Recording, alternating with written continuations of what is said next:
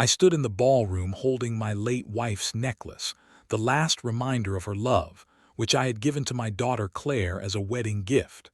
My brother-in-law, Trevor, with a disdainful smile, said, "What is this cheap junk?" The guests froze, and I felt my heart clench with betrayal. He didn't know that I was planning to give them an apartment in the center of New York. But his words awakened something dark in me.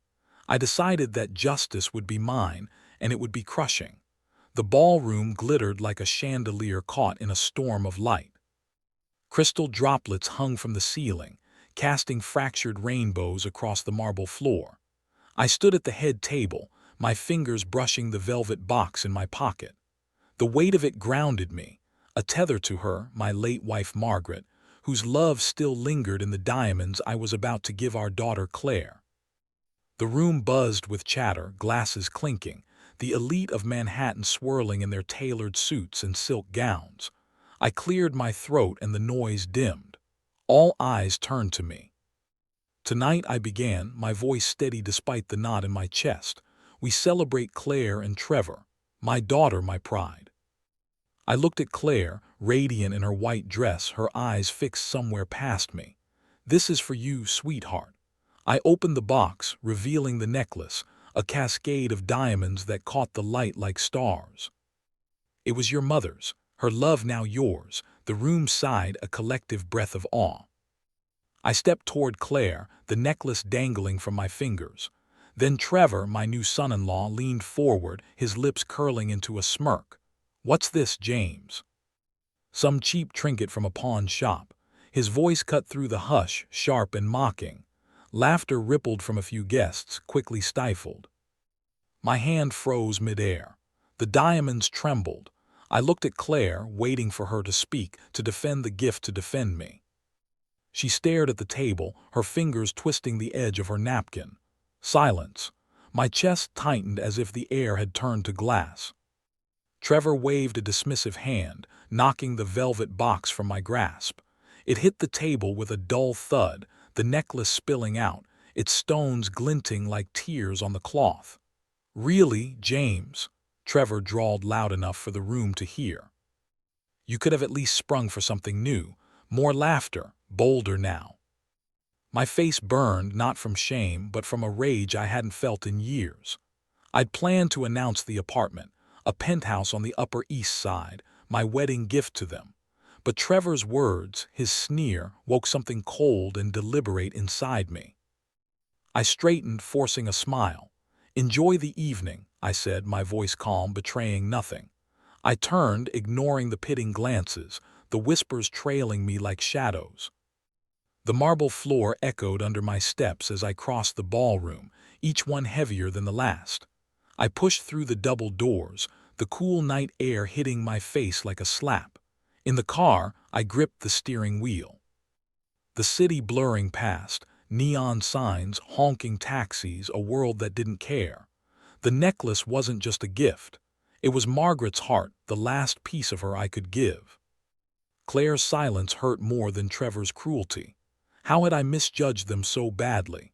The question nodded at me, sharp and relentless, as the lights of Manhattan faded behind me. The old house in Brooklyn creaked under the weight of its memories. I sat in a worn leather armchair, the kind Margaret used to curl up in with a book. A single lamp cast a warm glow, softening the edges of the room. The air smelled of aged wood and faint traces of coffee, a scent that hadn't changed in 15 years. In my hands was a photograph. Margaret and Claire laughing in the garden, their hair tangled with sunlight. I traced the faded edge, my thumb lingering on Claire's smile. That night in the ballroom still burned in my mind. Trevor's sneer, Claire's averted eyes. They'd carved a wound I couldn't ignore. I set the photo down and opened the album on the coffee table. Each page was a stitch in the tapestry of my sacrifices. Claire at 6, her tiny hand clutching mine as we walked to school, her mother's absence a shadow between us. I'd worked late nights on Wall Street, trading sleep for deals to pay for her private school, her tutors, her dreams. I remembered her at 10, 00, scribbling a card for Father's Day, her tongue poking out in concentration. "You're my hero, Daddy," she'd written, the letters uneven but bold. I found that card in a drawer, the paper creased. The ink faded, my chest ocked. Where had that girl gone? At 20, she'd called from college, her voice bright, asking for help with tuition. I'd sent the money, no questions asked, selling a chunk of my investments to cover it. She'd promised to visit, but the calls grew shorter, her excuses sharper. Then came Trevor. I flipped to a photo of Claire at 28, her arm looped through his at a gala. Her smile was different, polished, distant. She stopped returning my calls. Her texts brief and cold. "Busy with Trevor," she'd say as if I were an afterthought. I told myself it was just a phase, that she'd come back to me. But in the ballroom, when she let Trevor mock her mother's necklace, I saw the truth. I'd lost her. I stood packing the room, the floorboards groaning under my weight. The house felt too small, its walls closing in with memories I couldn't escape. I stopped at the window, staring at the dark street. I'd given Claire everything. My time, my heart, my future. And for what? To be humiliated in front of strangers, my love tossed aside like trash. I slid the card back into the drawer, closing it with a soft click. The past was gone, and clinging to it would only weaken me. I caught my reflection in the mirror across the room. Gray hair, tired eyes, but a spark of something new. Resolve. They thought they could break me, but they were wrong. I wouldn't let them destroy what I'd built, what I'd earned. Not Trevor, not even Claire. I straightened my jaw tight. It was time to fight back. The office on Wall Street hummed with quiet power. Glass walls framed a view of Manhattan's skyline, sharp and unyielding like the decision forming in my mind. I sat at my desk, a fortress of polished oak, surrounded by monitors flickering with numbers. The air smelled of fresh coffee and ink, a reminder of the deals I'd closed, the empire I'd built. But today my focus wasn't on profit. It was on justice. Trevor's voice echoed in my head, his mocking tone, the way he dismissed Margaret's necklace.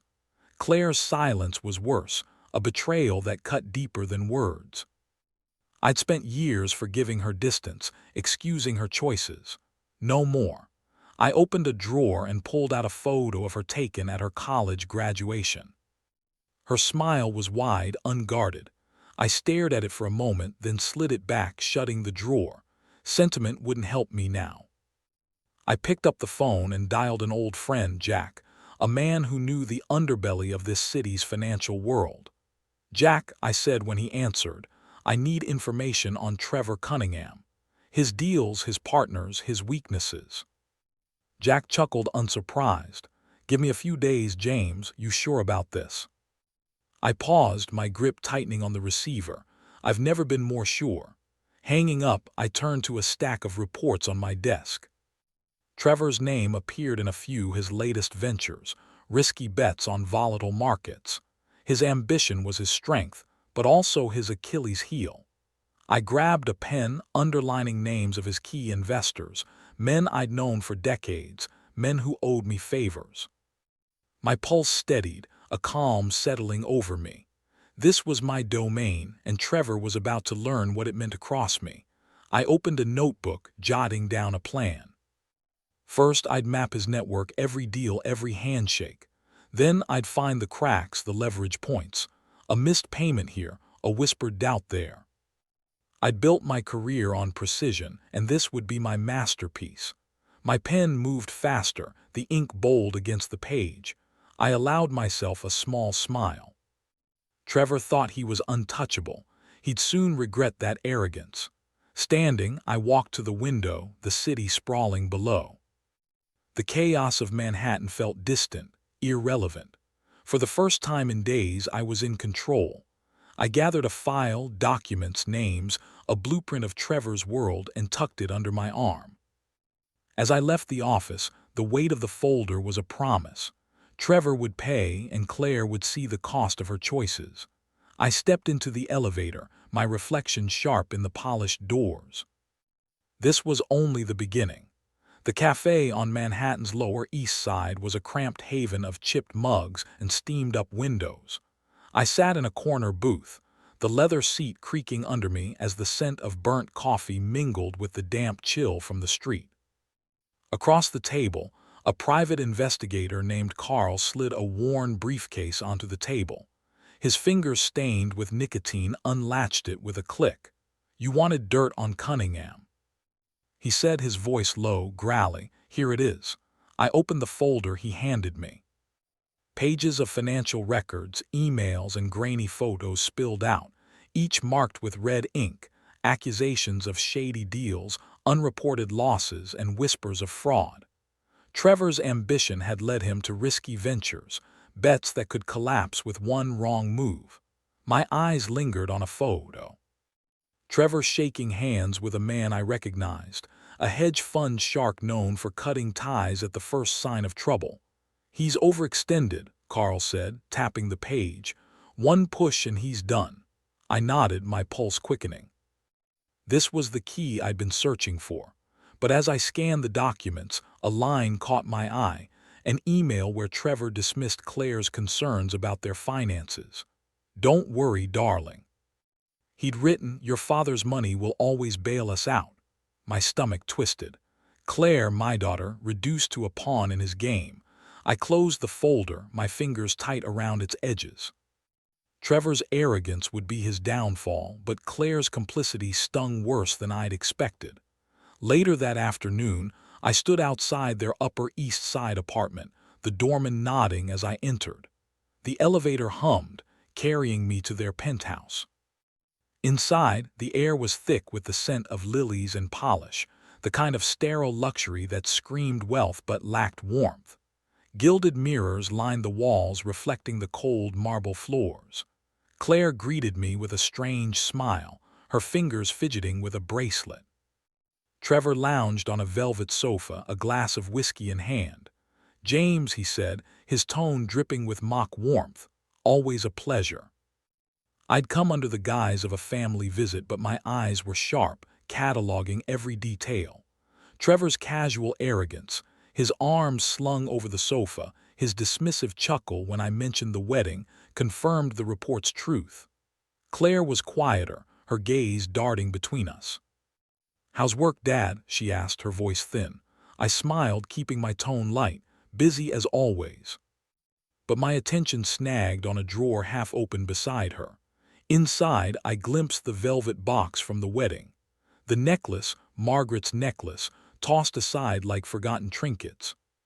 My chest tightened, but I kept my face neutral. Trevor rambled about a new deal, his words laced with bravado. "You wouldn't understand, James. Old school finance is dead." I nodded, letting him talk, each word a shovel digging his own grave. Claire excused herself to the kitchen, and I followed, offering to help. As she fussed with a coffee maker, I saw the tension in her shoulders, the way her hands trembled. "Everything okay?" I asked softly. She nodded too quickly, avoiding my eyes. "Fine, Dad, just busy." Back in the living room, Trevor's phone buzzed. He glanced at it, his jaw tightening, and I knew Carl's report was just the beginning. I left soon after, the folders weighed heavy in my briefcase. In the car, I pulled out a single sheet, a list of Trevor's investors, names I could sway with a phone call. The city blurred past, its lights sharp against the dusk. Trevor had built his empire on sand, and I was ready to shake the ground beneath him. My office on Wall Street was a fortress of glass and steel, its silence broken only by the soft hum of my computer. The skyline glittered beyond the window, a reminder of the stakes I'd played for decades. Tonight, it was my battlefield. I opened the encrypted email draft, the cursor blinking like a heartbeat. The file attached was a dagger, Carl's report, stripped of its source, detailing Trevor's financial missteps. One click and it would land in the inboxes of his bank's board. My finger hovered over the mouse. This was it, no turning back. I thought of Claire, her nervous smile in the apartment, the necklace hidden in that drawer. She'd be caught in a fallout, and the thought gnawed at me. But she'd chosen Trevor, chosen his world over mine. I couldn't save her from herself. Not anymore. I clicked send, the sound sharp in the quiet. The email vanished into the ether, a silent missile aimed at Trevor's career. I leaned back, my pulse steady, a strange calm settling over me. Across town in Trevor's sleek office, the consequences were already unfolding. I'd learned from Jack that the board had called an emergency meeting. Trevor sat at his desk, papers scattered like fallen leaves, his tie loosened. His boss, a gray-haired titan named Harrove, tossed a printed copy of the report onto the desk. "Explain this, Cunningham," he barked. Trevor's face flushed, his voice rising. "It's nonsense. Someone's framing me." But Harrove's eyes were cold, his trust eroded. Trevor's charm, his usual weapon, faltered under the weight of those red-marked pages. In their apartment, Claire paced, her phone pressed to her ear. I could imagine her voice sharp with worry as she spoke to Trevor. "You said everything was fine," she snapped, her words echoing through the marble-walled living room. Trevor's reply was clipped, defensive. "It is fine, Claire, just stay out of it." She hung up, her hands shaking, the ring on her finger catching the light. She didn't know the email came from me, but I wondered if she'd suspect. The thought stung, but I pushed it aside. Back in my office, I refreshed a news site. A headline flickered. "Cunningham Group faces internal review." It was small, buried in the financial section, but it was enough. The first crack in Trevor's facade. I closed my laptop with a soft snap, the sound final like a door locking. My reflection stared back from the dark screen. Older, harder, but alive with purpose. I'd drawn first blood and it felt good. Too good maybe. My phone buzzed, a text from Jack. "Board's digging deeper. Trevor's on thin ice." I allowed myself a small smile. The city hummed below, its rhythm matching the pulse of my plan. But as I gathered my things Tolev, a question lingered. How far would I go to see this through? I pushed it down, focusing on the next step. Trevor and Claire had no idea what was coming, and I intended to keep it that way. The restaurant on Manhattan's Upper West Side was a cocoon of dim lights and clinking glasses. Its air heavy with the scent of truffles and wine. I sat across from Trevor and Claire, the white tablecloth pristine between us, a fragile barrier against the tension crackling in the air. Trevor's fork tapped rhythmically against his plate, his eyes narrowed as he studied me. Claire twisted her wedding ring, her gaze flickering to the other diners as if seeking an escape. This family dinner meant to smooth things over was anything but. Trevor leaned forward, his voice low but sharp. "You've been awfully quiet, James. Not meddling in things that don't concern you, I hope." His words were a jab laced with suspicion. I sipped my water, letting the ice clink against the glass, my face a mask of calm. "I'm just here for dinner, Trevor," I said evenly, but my mind raced. Cataloging his every move, the sweat beating at his temple, the way his smile didn't reach his eyes. Claire cut in, her voice strained. "Dad, Trevor's just stressed. Work's been tough." She glanced at him, seeking approval, but Trevor waved her off. "Don't make excuses for me, darling. Your father knows how the game is played." He turned back to me, his tone hardening. "Or maybe he doesn't. Old dogs, new tricks, right?" A few nearby diners glanced over, sensing the edge in his voice. My grip tightened on my napkin, but I kept my smile. "You're under pressure," I said, my words deliberate. "It shows." Trevor's fork stopped midair, his eyes flashing. "What's that supposed to mean?" he snapped. Claire reached for his arm, whispering, "Trevor, please." But he shook her off, leaning closer. "If you've got something to say, James, spit it out. Or are you just stirring the pot like always?" I held his gaze, my voice steady. "Careful, Trevor. Accusations can cut both ways." The restaurant seemed to quiet, the clatter of dishes fatting as our table became its own battlefield. Claire's face palled, her fingers still on her ring. "Dad, don't," she said softly, but her words lacked conviction. She was defending him even now, and it hurt more than I'd admit, but it also fueled me. They thought they could bully me into silence. They were wrong. I set my napkin on the table. The motion deliberate final. "I think we're done here," I said, standing. Trevor scoffed, but his eyes betrayed a flicker of unease. Claire started to speak, then stopped, her lips trembling. I walked out, the restaurant's warmth giving way to the cool night air. The city pulsed around me, its lights sharp and relentless, matching the clarity in my mind. Trevor's accusations meant he was rattled. Good. But Claire's loyalty to him was a wound I hadn't expected to reopen. I paused on the sidewalk, glancing back at the restaurant's glowing windows. They were still at the table, their heads bent together, arguing or conspiring. It didn't matter. I'd started this and I'd see it through. The next move would hit harder, cut deeper. I turned and walked into the night, the weight of my resolve heavier than ever. They'd pushed me too far, and now they'd learn what that cost. The conference room on Wall Street gleamed with the sheen of power. Mahogany table polished to a mirror's edge, floor toseling windows, framing Manhattan's jagged skyline. I stood at the head, my hands steady as I opened a slim folder. Across from me sat three of Trevor's key investors, their faces a mix of skepticism and unease. The air hummed with the faint tick of a wall clock. Each second a reminder of the stakes. "Gentlemen," I began, my voice calm but firm, "let's talk about Trevor Cunningham's latest venture." I slid a report across the table, its pages marked with discrepancies, overstated profits, hidden losses, deals teetering on collapse. The investors leaned forward, eyes narrowing. "Cunningham's numbers don't add up," I said, pointing to a graph. "He's betting on borrowed time and your money's on the line." One of them, a silver-haired man named Ellison, frowned. "He's always been ambitious," he said, but his tone wavered. I smiled thinly. Ambition isn't enough when the foundation's crumbling. The room grew quiet, the weight of my words settling like dust. I didn't mention Trevor's name again, letting the number speak. By the time I closed the folder, two of them had agreed to pull out. Ellison hesitated, then nodded. "Well, review our position," he said, but I knew I'd won. As they left, I felt a surge of cold satisfaction.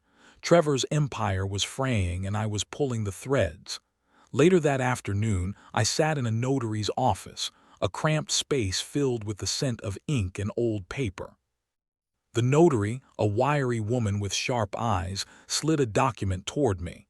"This transfers the Upper East Side apartment to a charitable trust," she said. "The proceeds will fund a women's shelter, as you requested." I nodded, my pen hovering over the signature line. The apartment was meant to be Claire and Trevor's wedding gift, a symbol of my love. Now it would be their lesson. I signed with a single deliberate stroke, the pen scratched loud in the silence. Claire's face flashed in my mind, her nervous smile, the way she'd hidden Margaret's necklace. Could I really do this to her? The question lingered, but I pushed it aside. She'd chosen Trevor's world, his values. This was justice, not cruelty. The notary stamped the document and I felt a weight lift, replaced by a steely resolve. Back in my office, I checked my email. A message from Ellison confirmed it. They'd withdrawn from Trevor's deal. I leaned back. The cities hum a distant pulse beyond the glass. The plan was working, but it wasn't enough. Trevor's fall had to be total, and Claire needed to see the cost of her choices. I tucked the notarized document into a drawer, its edges crisp against my fingers. As I stepped into the elevator, the doors closing with a soft thud, I thought, "They've lost more than they know, and they're about to feel it." Trevor's office was a war zone of scattered papers and flickering screens. The once pristine desk was buried under reports, coffee cups, and a half-empty bottle of antacids. The air wire of sweat and desperation, the kind that clings to a man watching his world unravel. He sat hunched over his laptop, the glow illuminating his bloodshot eyes. An email from his boss glared on the screen. "Your position is terminated. Effective immediately. Investors have withdrawn." Trevor's hand shook as he slammed the laptop shut. He grabbed his phone, dialing Ellison. "What is this?" he shouted, his voice cracking. "You can't just pull out." Ellison's reply was clipped.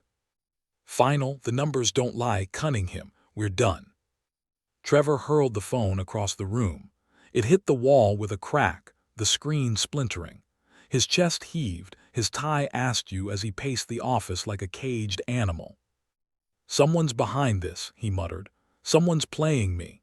Across town in their Upper East Side apartment, Claire stood in the kitchen, the clatter of dishes masking her rising panic. She'd heard Trevor's call, his voice echoing through the penthouse. When he stormed in, his face a mask of rage, she froze. "They've cut me loose," he spat, tossing his jacket onto the counter. "Years of work gone." Claire's hands trembled as she set down a plate. "You said the deal was solid," she said, her voice sharp. "You promised we were safe." Trevor rounded on her, his eyes blazing. "Don't start, Claire. I'm handling it." But his words rang hollow and she stepped back, her ring catching the light. "Handling it," she snapped. "We're drowning, Trevor." "What did you do?" He turned away, muttering about enemies, conspiracies. Claire's stomach churned.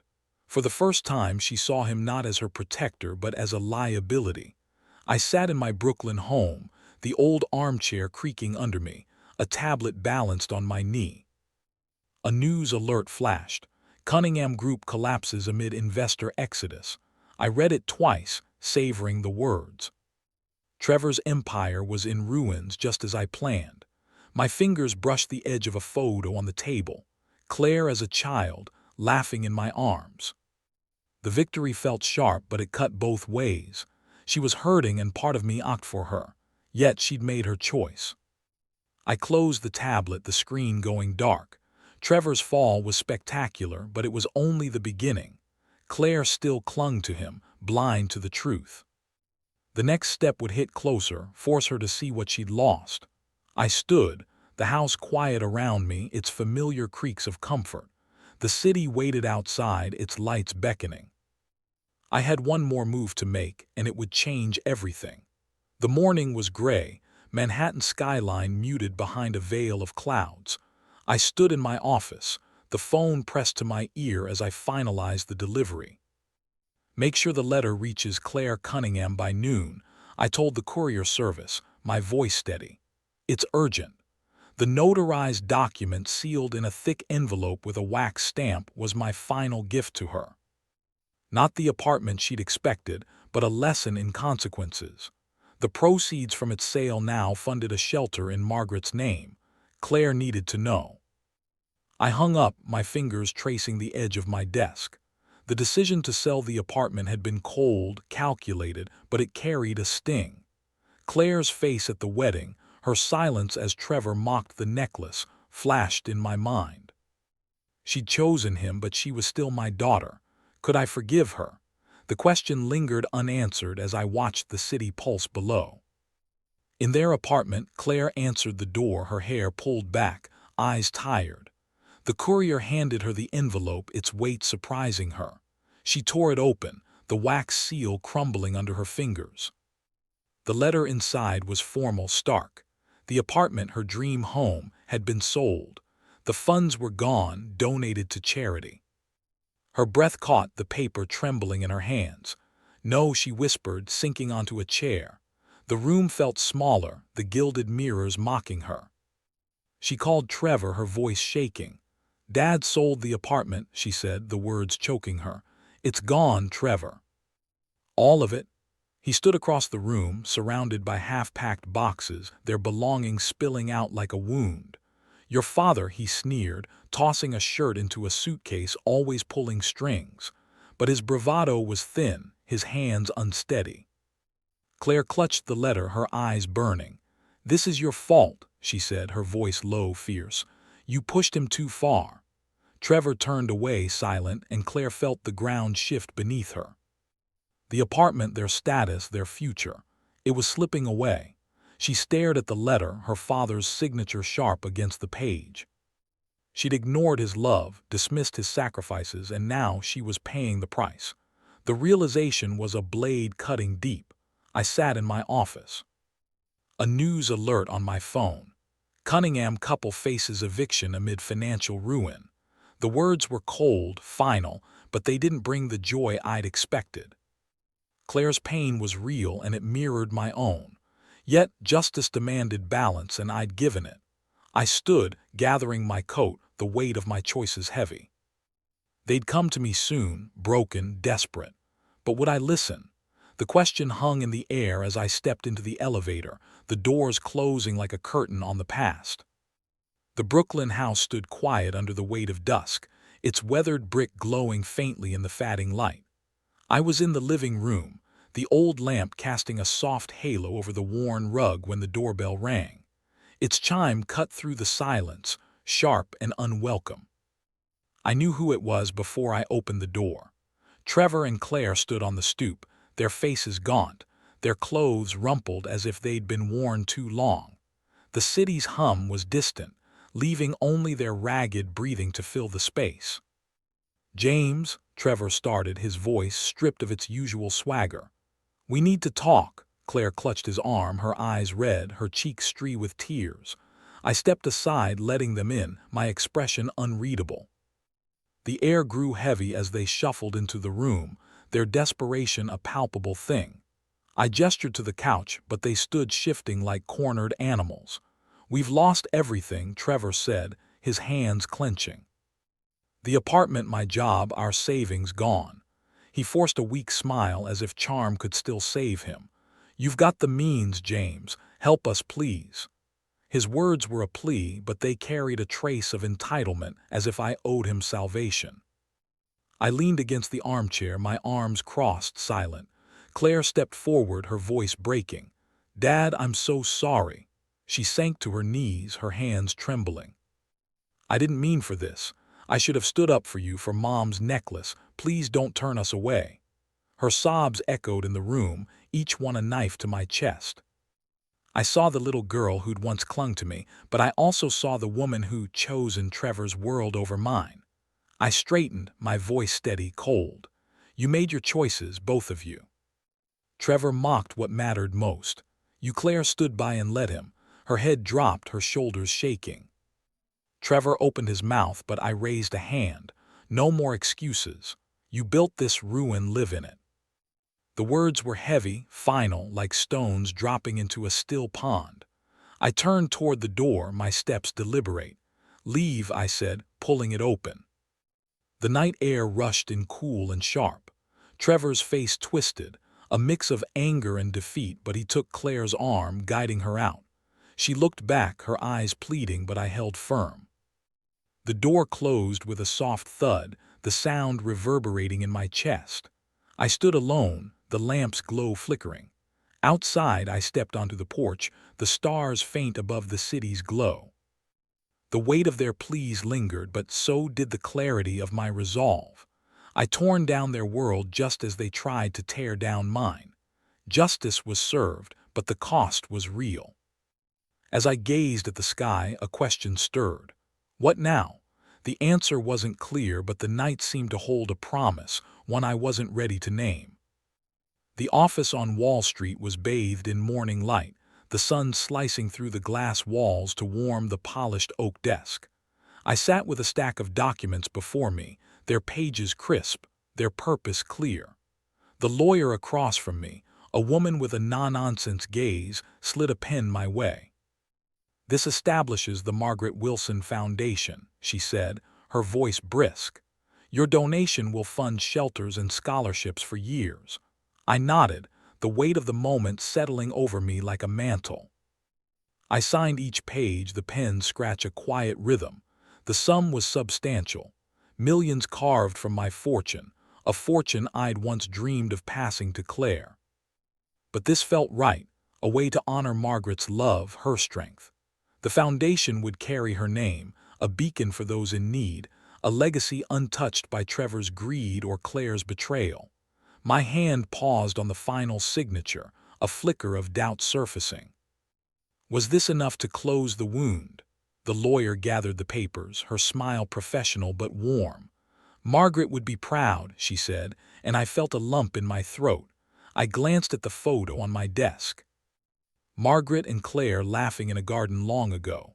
The frame was worn, the glass smudged from years of touch. I picked it up, my thumb brushing Margaret's face. She would, I murmured, the words more for myself than the lawyer. I stood, slipping the photo into my pocket. The gesture felt final, a promise to carry her with me, not as a burden but as a light.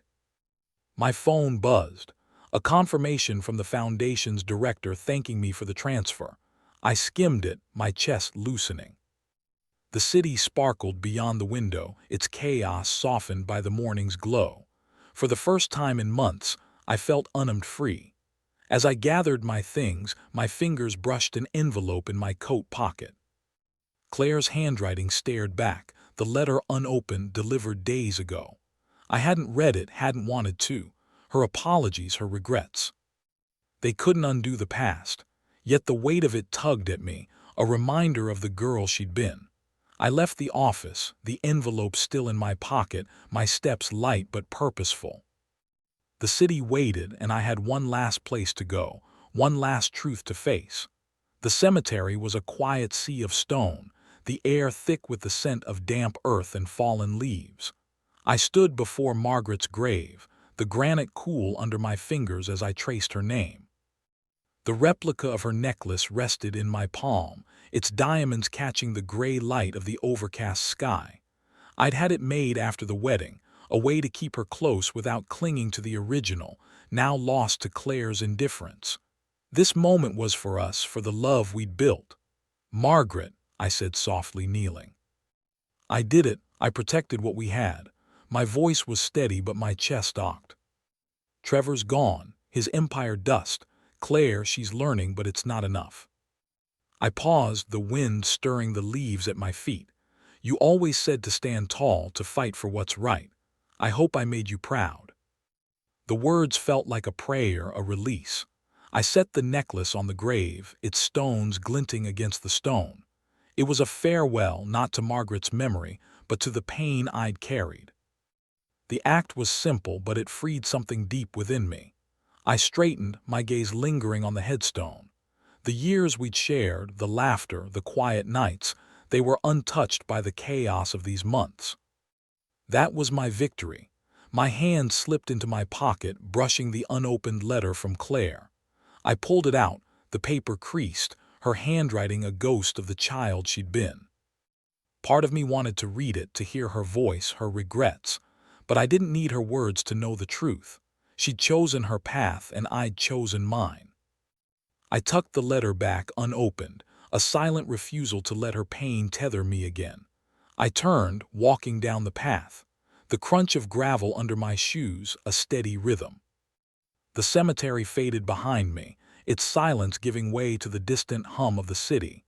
I felt lighter, each step a shedding of the anger, the betrayal, the need for vengeance.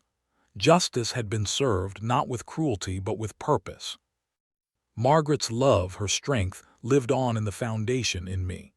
As I reached the gate, I glanced back, the necklace, a faint spark against the stone. Life's just beginning, I thought. The words unvoiced but certain. The sky was clearing, a sliver of blue breaking through. I stepped into the world beyond, ready for whatever came next. My heart finally at peace. If you liked this story, please like this video, subscribe to the channel, and share your impressions of this story in the comments. To listen to the next story, click on the box on the left. Thank you for watching.